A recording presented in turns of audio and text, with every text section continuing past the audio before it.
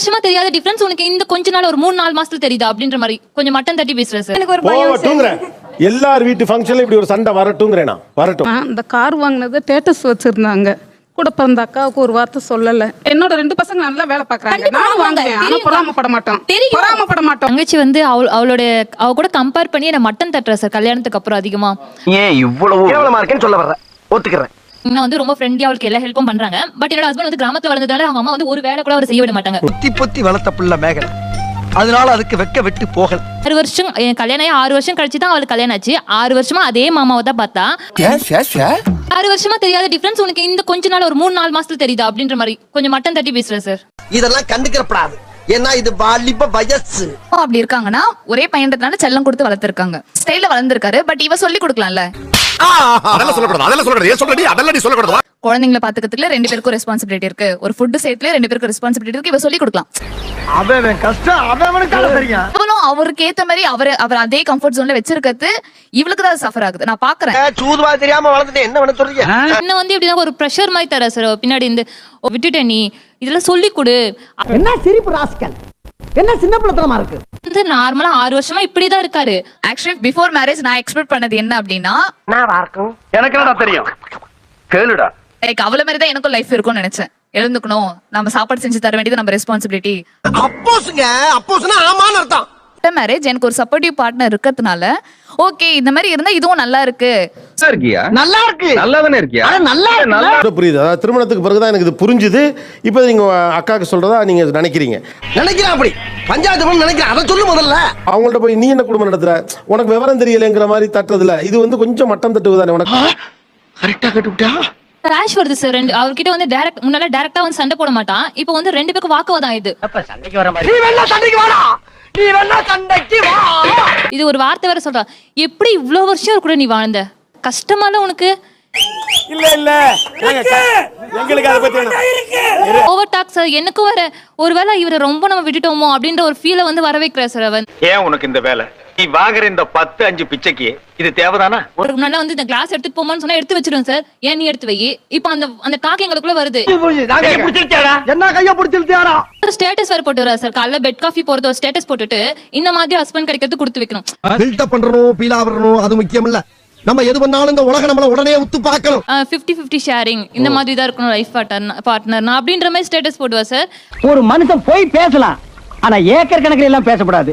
அது பார்க்கும்போது இவ சொன்ன வார்த்தையும் அந்த ஸ்டேட்டஸ் அப்படி நம்ம மனசுக்குள்ள வந்து போய் இன்னும் கொஞ்சம் டிப்ரெஸ் பண்ணுது சார். நான் பட்ட வேதனை இருக்கே, அந்த வேதனை.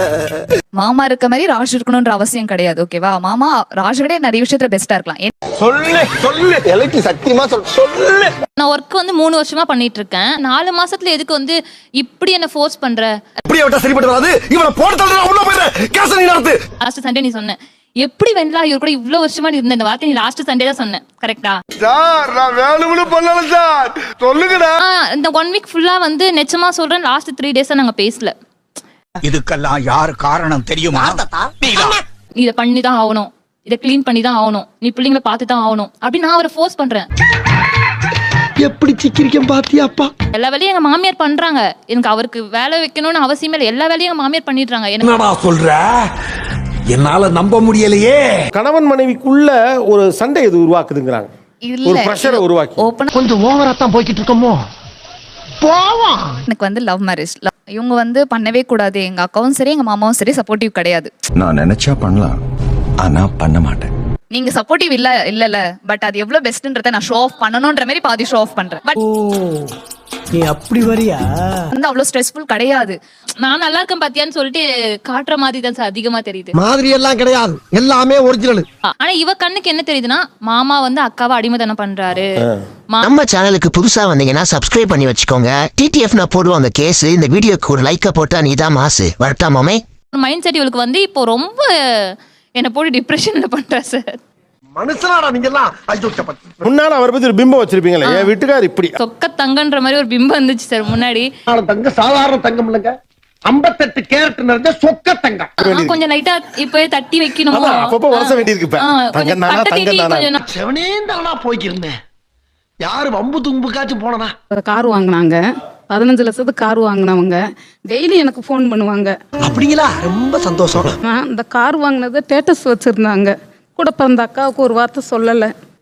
முதுகுல குத்திட்டு இல்ல முதுகுல குத்திட்டு இல்ல சார், சொல்லக்கூடாதுன்னு நினைக்கல சார். அது என்ன, அதுல என்ன பெருமை இருக்கு? நீ ஊர்த்தமா உன் நல்ல மனசுக்கு நீ தான் ஜெயிப்ப. வண்டிக்கு மாலை போட்டீங்களா? போட்டு சார். எலுமிச்சம்பழம் வச்சீங்களா? சாதாரண மேட்டர் தானே, ஏன் இதெல்லாம் பண்ணீங்க? மாட்டினாடா மானஸ்த பாவம் ஏதாவது ஃபீல் பண்ணுவாங்க. அப்படி எதுக்குமா நான் ஃபீல் பண்ண போறேன்? நீ என்னோட பொண்ணு மாதிரி. என்னென்ன சொல்றோம் பாருங்க, கம்பி கட்டுற கதையெல்லாம் எடுத்து போடுறாங்க. நான் தூக்கி வளர்த்தேன். நான் மேரேஜ் ஆனதுக்கு அப்புறம் உனக்கு 3 வயசு ஸ்டேட்டஸ் வச்ச நீ அந்த ஒரு வார்த்தை நீ அக்காவுக்கு சொல்லணுமா வேண்டாமா? சொல்லணும் தான்க்கா, நான் பிஸியில மறந்துட்டேன்க்கா. இல்லை இல்லை, நீ என்ன விளக்கம் சொன்னாலும் அதை ஏற்றுக்கொள்ள என் மனம் மறுக்கின்றது. ஸ்டேட்டஸ் போட மறக்கல, ஆனா கூட பிறந்த அக்காட்ட சொல்ல மறந்துட்டேன்.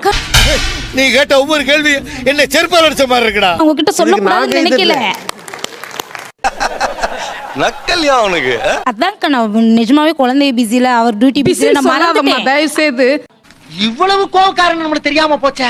என்னோட 2 பசங்க நல்லா வேலை பாக்குறாங்க. நானும் வாங்குவேன், ஆனா பொறாமப்பட மாட்டோம். பொறாமப்பட மாட்டோம். பேசிக்கிட்டே இருந்தா என்னடா அர்த்தம்? எது பெருசுன்னு அடிச்சு காட்டு. இந்த டைம் நான் பெருமையா காமிச்சேன்னா நாளைக்கு பசங்க வாங்குவாங்க. அந்த டைம் நான் முகத்தை எங்க போய் வச்சுக்கிறது? அதனால தான் நான் பெருமையா காமிச்சுக்கல. என்ன ஜோக் காட்டுறீங்களா? என்ன ரங்கா ஜோக் காட்டுறீங்களா எல்லாரும்? கூட பிறந்த அக்காட்ட சொன்னா மகிழ்ச்சியை, நம்ம உணர்வு சந்தோஷத்துல பகிர்ந்துக்கிறது. அது நம்மளுக்கு ஒத்து வராதுங்க. மனசு கஷ்டப்படக்கூடாது அப்படிங்கிற ஒரு ரீசன்ல மட்டும் தான் சார் மேட்டர் அக்கா கிட்ட சொல்லல. அது என்ன பச்சிக்கிட்டு இருக்கா? எதுக்கு எடுத்தாலும் எனக்கு முடக்காம மட்டும் சொல்லாத, அந்த வார்த்தையை மட்டும் இன்னொரு வாட்டி. ரியலி அதுதான்க்கா உண்மை. சரி சொல்லல, ஆனா நான் ஏன் 2 பிள்ளைங்களும் வாங்குவாங்க. உன்னை பஸ்ட் உட்கார வச்சு ஏத்திட்டு போறேன். வீட்டில் ஒரு ஃபங்க்ஷன் வந்தது சார். அவங்க வந்து ஒதுங்கி நின்னுட்டாங்க. ஹஸ்பண்ட் இல்லைன்ட்டு ஒதுங்கியே நின்னுட்டாங்க. என்னடா சொல்ற? ஆமாண்ணே, குழந்தைக்கு தான் ஃபங்க்ஷன் வச்சோம், அவங்க பொண்ணுக்கு தான். அவளுக்கு எல்லாமே நான் பண்ணேன் தான். Very good. ஆனா எனக்கு புரியல. வந்து முன்ன நின்று எங்க ஆளுங்க, எங்க அக்கா, எங்க அம்மான்னு வந்து நிக்கிறதுன்னு ஒண்ணு இருக்குல்ல. அப்படிங்களா? ரொம்ப ரொம்ப சாரி சார். யாராச்சும் ஏதோ சொல்லுவாங்கன்ட்டு தான் வரல, அது எனக்கு புரியாம இல்ல. ஆனா அவங்க வரலன்னும் போது எனக்கு ரொம்ப கஷ்டமா இருந்ததுங்க சார். நல்ல மனசுமா, அப்படித்தான் இருக்கணும். ஃபேமிலின்றது அவங்க மட்டும் இல்லை இல்லைங்களா, அவங்கள சார்ந்த அவங்க ஹஸ்பண்டோ, மாமனார் மாமி மொத்த பேர். அது என் பொண்ணு தான். பொண்ணு தானே. உங்க பொண்ணு ஃபங்க்ஷனுக்கு நீங்க நிக்காம யார் நிக்கிறது? எவன் சொன்ன? மாமா கோவம் வந்துருச்சு. இனி அவர் மேல ஒரு அடி பட்டாலும் எரிமலை வெடிக்குண்டா. ஸ்டேஜில் போயிட்டு ஒரு கஷ்டமா, அம்மா நீ கொஞ்சம் தள்ளி நில்லுமான்னு அந்த ஒரு வார்த்தை சொன்னா போதும் இல்லைங்களா. எவ்வளவு கேவலமான பிறவிங்க இல்ல நம்ம. முடியலன்றது என்னால் அந்த டைமில் அழ வந்தது. என்னை மீறி அழுதுருவணும்னு பயந்துட்டு இருந்தேன் நானே. பாப்பா இல்லை, கொஞ்ச நாள் ஒரு 8 வருஷம் பொறுத்தா எனக்கு பையன் பிறந்தான். என் அம்மான்னு கூப்பிட்டது ஃபர்ஸ்ட் அவங்க பொண்ணு தான். என்னப்பா பண்ண சொல்ற? நீ யா ஒதுங்கிறது இல்லையா? அது மாதிரி சொன்னா நீங்க என்ன பண்ணுவீங்க? கண்டிப்பா அவங்க கிட்ட சண்டை போடுவோம் சார். கிடைக்கிற கேப்ல எல்லாம் ஆப்பு வைக்கிறியே சிவாஜி. எனக்கு ஒரு பையன் போவட்டுங்கிற எல்லார் வீட்டு ஃபங்க்ஷன்ல இப்படி ஒரு சண்டை வரட்டுங்கிறேனா? வரட்டும். சண்டை கொஞ்ச நாளைக்கு அப்புறம் எப்படி மாறும் தெரியுமா? அப்படி கேட்டவனுக்கு தான் மத்தவன் வந்து சண்டை போட்டுருவான். உண்மை பாயிண்ட். நீங்க அங்க வாங்க, உங்களை ஒருத்தர் சொல்லட்டும், அங்க உங்க வீட்டு பிள்ளைங்க பாஞ்சுருவானுங்க.